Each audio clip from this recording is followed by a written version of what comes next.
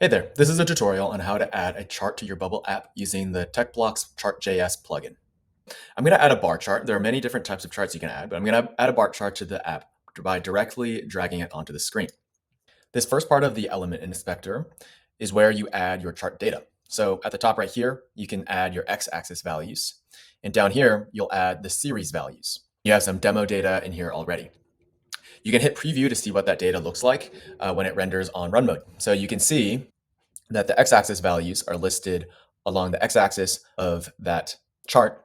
And you can also see this blue series right here. Those values show up on the actual bars in the chart. You probably don't want to use this demo data in your actual chart. So I'll show you really quickly how to add your own data to that chart. So for this part, I just created some dummy data in my database, the list of products and revenue associated with each of those products. Let's say I want to show a bar chart with the total revenue associated with each product A, B, and C. I'm going to start by just constructing that dynamic expression in a text element. So I want to get the x-axis to have the product names.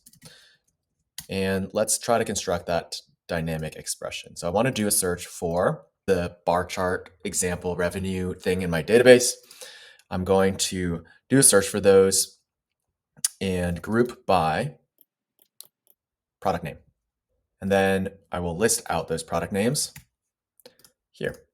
So when I press preview, that should show all of my product names, product A, product B, and product C. So here I'm going to create a dynamic expression to get my total revenue for each of those products.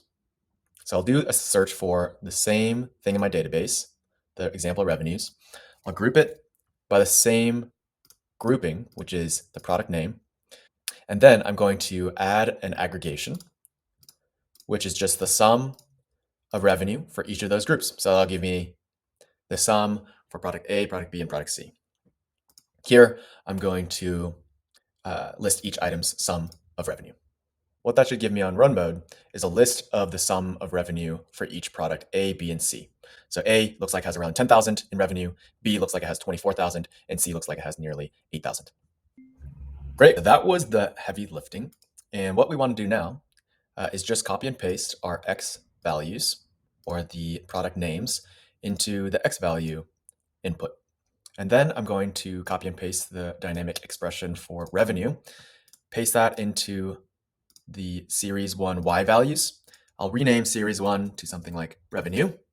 And finally, I will delete the values for series 2 because we don't have a series 2 for this use case.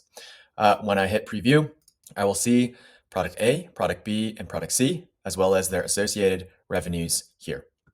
To customize some of the styling, the tooltips, and the legend, just scroll down beyond the series values and you'll see different customizations and settings to make your chart look exactly how you want it to.